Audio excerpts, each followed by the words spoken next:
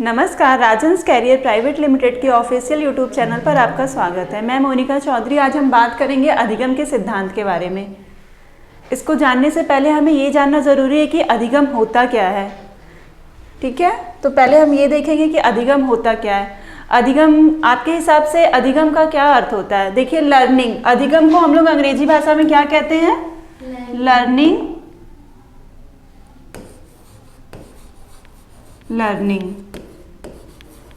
Learning का अर्थ क्या होता है? अधिगम। आपके हिसाब से अधिगम, लर्निंग का मतलब क्या होता है? सीखना।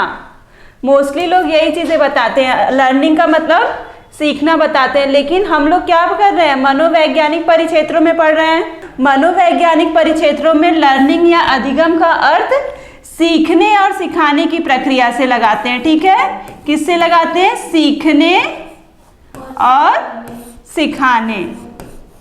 अगर अब आपसे कोई पूछेगा कि लर्निंग क्या होता है, तो आप क्या बोलोगे?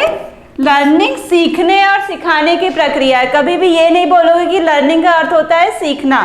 लर्निंग का अर्थ सीखना और सिखाना दोनों होता है। ठीक है, आप इसकी परिभाषा को ऐसे भी समझ सकते हैं। एक फॉर्मूला मैं आपको बता देती हूँ, KB²। इसमें K से K लिख दिए, B लिख दिए और B लिख दिए। K से हो गया नॉलेज, B से हो गया बिहेवियर और B से हो गया आपका बिलीव। आप इसमें क्या किए? चेंजिंग कर दिए। ठीक है, चेंजिंग किए। तो चेंजिंग करने के बाद आपका क्या आया? नॉलेज का अर्थ क्या होता है? ज्ञान। बिहेवियर का अर्थ क्या होता है? व्यवहार। हाँ, और बिलीव का अर्थ क्या होता है? विश्वास। हाँ, तो उसको अगर आप चेंज किए तो ज्ञान में परिवर्तन ही क्या है? अधिगम है। ज्ञान में परिवर्तन ही क्या है? सीखना है। व्यवहार में परिवर्तन ही क्या है? अधिगम है। और विश्वास में परिवर्तन ही क्या है? अधिगम है। ये क्वेश्चन आपका 1-2 बार आया हुआ है।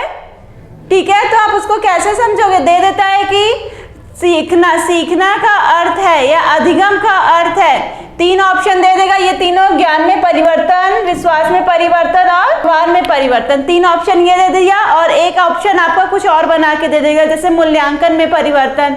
तो इस तरह से आपका 4 ऑप्शन दे देगा। उसमें से पूछेगा कि इसमें से अलग क्या है, तो आप किस में लगा के आ जाओगे? मूल्यांकन में परिवर्तन। अधिगम का अर्थ समझे, ज्ञान में परिवर्तन ही अधिगम है, व्यवहार में परिवर्तन ही अधिगम है और विश्वास में परिवर्तन ही अधिगम है। चलिए, अब हम आप बात करते हैं अधिगम के सिद्धांतों के बारे में। मेन टॉपिक हमारा यही है। देखिए, पहला नंबर है आपका अनुकूलित अनुक्रिया, शास्त्रीय अनुबंधन या फिर अनुबंधित अनुक्रिया का सिद्धांत।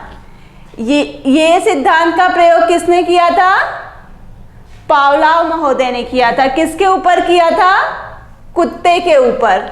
ठीक है, कभी भी आपका एग्जाम में आएगा अनुकूलित अनुक्रिया का सिद्धांत दिया है, तो किसने दिया है?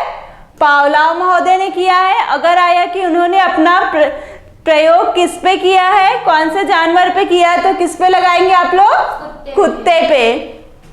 फिर नेक्स्ट आपका है उद्दीपक अनुक्रिया सिद्धांत। इसको SR बॉन्ड भी कहते हैं या प्रयास एवं त्रुटि का सिद्धांत भी कहते हैं। इसको किसने दिया था? थार्नडाइक महोदय ने दिया था। इसको किसने दिया था? थार्नडाइक महोदय ने दिया था। और किस पे प्रयोग किया था? बिल्ली पे। नेक्स्ट हम लोगों का है क्रिया प्रसूत सिद्धांत। इसको हम लोग पुनर्बलन सिद्धांत भी कहते हैं। क्रिया प्रसूत सिद्धांत को हम लोग पुनर्बलन सिद्धांत भी कहते हैं। इसको किसने दिया था? स्किनर महोदय ने दिया था। और इन्होंने अपना प्रयोग किस पे किया था? चूहे पे किया था। नेक्स्ट हम लोग का है प्रबलन सिद्धांत। प्रबलन सिद्धांत किसने दिया था? हल महोदय ने दिया था। इन्होंने किस पे किया था अपना प्रयोग? एक भूखी बिल्ली पे किया था। नेक्स्ट आपका है समीपता अनुबंधन सिद्धांत। इसको किसने दिया था? गुथरी महोदय ने दिया था। किस पे अपना प्रयोग किया था इन्होंने? एक बिल्ली पे किया था। फिर नेक्स्ट आपका है अंतर्दृष्टि या सूझ का सिद्धांत। इसको किसने किया था? कोहलर महोदय ने किया था। और किस पे किया था? आपका चिंपांजी पे। नेक्स्ट आपका है चिन्ह अधिगम सिद्धांत। इसको किसने दिया था? टॉलमैन महोदय ने दिया था। और किस पे अपना प्रयोग किया था इन्होंने? चूहे पे किया था।